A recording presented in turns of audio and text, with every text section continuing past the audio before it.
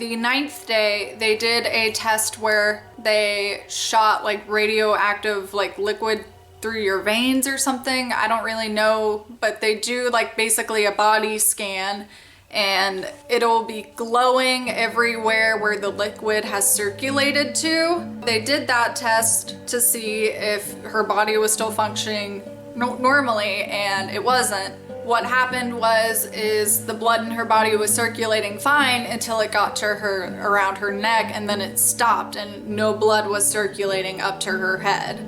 They, at that time, declared her brain dead. She didn't have any brain activity going on. There was no chance of recovery of brain activity, so she was pronounced brain dead. Which, at that point, I'm assuming is when they told the parents and they decided to take her off life support since there was a 0% chance of survival. I don't really know the full details of what happened in between that and her death, but I'm assuming that's what happened. You don't really ask a whole lot of questions when someone tells you, you just say, not a whole lot you can say there. I was sitting in my bedroom and I was watching TV, and my mom came into the bedroom, which was strange because she was home early from work, and she sat down on my bed and I could tell she had been crying her eyes out, and I just said, "Oh God, no." And she said, "I'm so sorry." I pretty much lost my shit. I started bawling my eyes out. I was crying a lot, and then at a certain point I was like, I have to get out of this room. I can't be in the room where I just heard that my best friend died. I have to get out of here. So I went onto the front porch to smoke cigarettes, and I just cried a lot. Shortly after this, her boy best friend called me and I answered crying, and he just said, "So I guess you heard?" And I was like, "Yeah." And then he said, "Oh my God." And then we both hung up. It was just really bad. I didn't know what to say. I didn't know what to do. I still don't. It's shocking. When you're that close to somebody who passes away, it's really shocking because I was so used to her just coming into my house all the time. She would come over and not knock on our door or ring the doorbell. She would just walk into our house and come into my bedroom. I used to do the same thing at her house all the time. We would just let ourselves in. And it's so weird to think,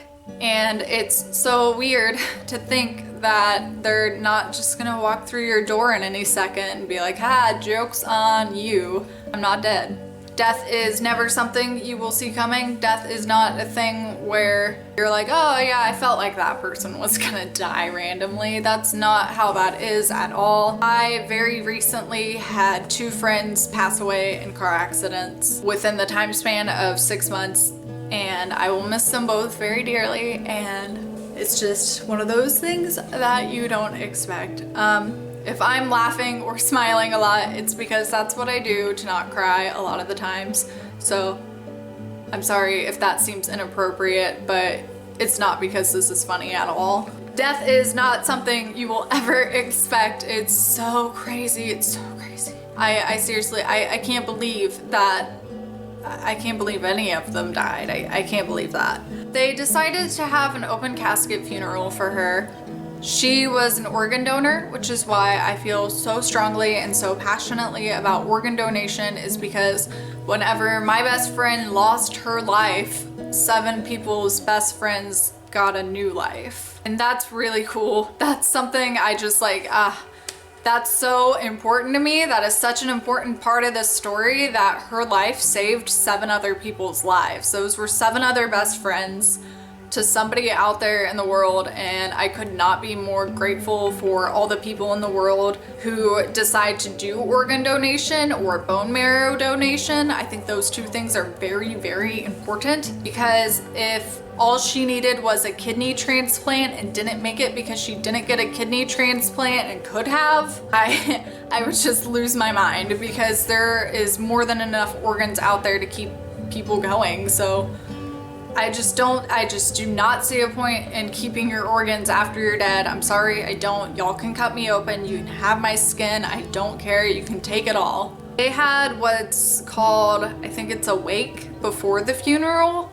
Seeing my best friend laying in a casket was the weirdest thing I've ever done in my entire life. That's by far something you don't ever expect to see, and I think that's when I was in my denial the most, was looking at her in a casket and not breathing. I guess that's something I've always just looked over, but when somebody is not breathing, it's very noticeable.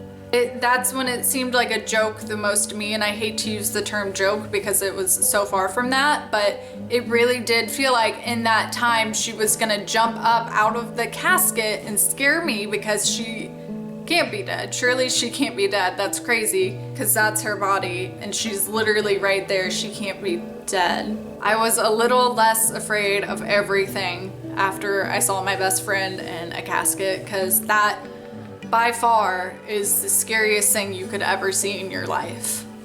I talked to her mom and was like, hey, I really feel like I need to say something at her funeral. Is it okay if I give like a speech? She said, sure, you can give the eulogy. So I wrote my eulogy for my best friend's funeral, which is such a weird phrase to say out loud at 17.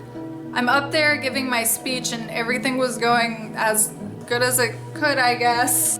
At one point in my speech, I say if I could say anything to her right now, I would tell her. And then I said what I would say. And I thought that it'd be a great idea to look at her when I told her, because like she's right there. I looked over at her while I was up there in front of the whole world. That was the worst idea because I could not stop crying.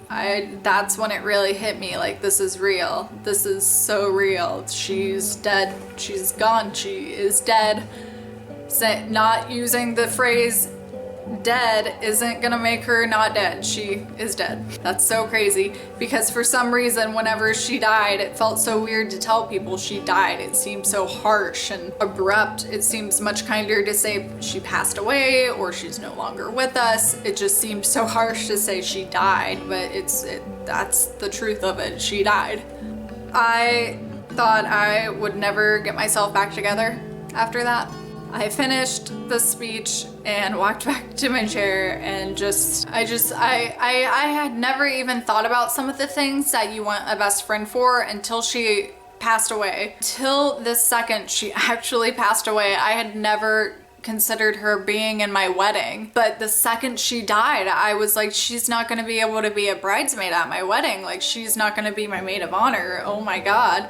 She's not gonna be able to hold my babies. She's not gonna be able to babysit for me. All the things I'd never even thought about went racing through my head that she wasn't gonna be able to do with me. And that really scared me. That really, truly horrified me. After her funeral, I just felt so alone and so down and so depressed and so lost. I started really clinging to all the people around me and being so scared of losing anyone else. I started clinging to people that I shouldn't have been clinging to because they were so bad for me and so not worth any of my time ever, and I just really got in with the wrong crowd. It's really weird to feel like you could die and no one would know the real you, and that's how I was starting to feel, is the person who knew the real me had died. But the reason I'm making this video and telling you guys is because like I said, had two friends very recently pass away, and I know that they had better friends than me. I know that they had best friends, and I know their best friends are hurting, and it sucks, and it sucks so bad, and it doesn't get better. That phrase is stuck with me for so long because it is so true. It does not get better. This will never get better. Your best friend will never be alive again, and it sucks and it's awful and it's terrible. It took me a really long time to get to a place where I remembered all the good things and not just all the bad things. It took me kind of a while. I would say it honestly took me about 4 or 5 years to truly accept what had happened. And then there's this whole other part of me that still feels like it didn't happen and it couldn't have happened. It's too crazy to have happened, that I guess still hasn't really gotten over it and maybe never will. what I will tell you is whenever I think about her, I no longer get sad. I do not cry when I think about her. I do cry because I miss her still. I still totally cry because I miss her, and I don't think that's ever gonna go away because I truly miss her so much. It's just, the point is it's never gonna get better. But it does get easier. It does. It truly does get easier. Thinking of her doesn't hurt anymore. Thinking of her makes me feel good now. Talking about her makes me feel good. I have so many memories with her. Oh my goodness, so many. I can't. I would so much rather somebody come up to me and be like, hey, how are you doing? I heard your best friend died. I'm sorry. That's awesome. Rather than just being like, oh, hey, how are you doing? Oh, yeah, are you okay? And just dancing around the subject. It's like, no, just talk about it. My boyfriend and my mom are my two best friends in the entire world. My mom is my best friend and my boyfriend is my boyfriend best friend.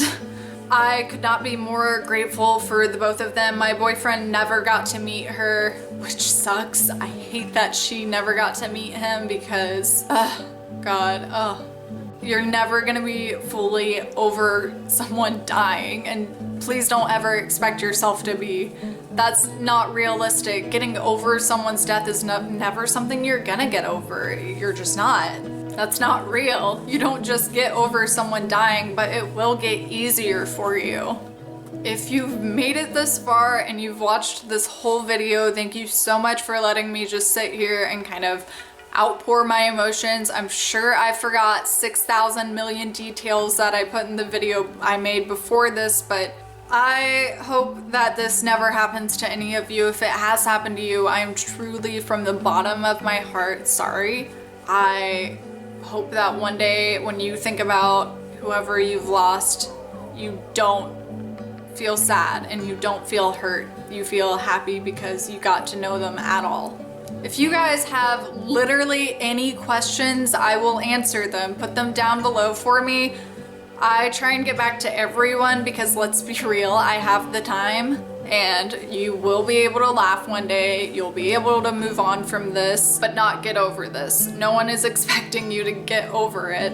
And it's okay to talk about it. Don't feel like you're that sad girl bringing down the party. It's okay to tell people how you're feeling and express your emotions. That's fine. I think I'm probably just rambling right now. My mind's just kind of all over the place. Clearly, I'm shaken up. Like I said, it's been 6.5 years and I'm still nowhere near being over this. I don't expect myself to ever be. I do see and hang out with her mom and brother occasionally, like once a year or so, and I love them dearly. They are still very much like family to me, and it is no longer sad when we hang out. It is now a very happy occasion, and I'm so glad that we are all in a better place. Once again, if you did make it this far, thank you so much for watching.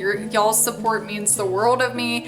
I have like 300 and something subscribers, and that makes my day. Even that small of a number on YouTube, that makes my day. Thank you all so much for watching. I hope that everyone has a brighter week, and I hope this video wasn't too depressing. Sorry. I just felt like I had to get that out there. I felt like I was avoiding not remaking this video, and I felt like it was time, and it's my channel, so there. I'm gonna stop being really depressing now and go listen to Taylor Swift and try and pump myself up again. But thank you all again so much for watching. I love you all, and I will see you next time. Bye.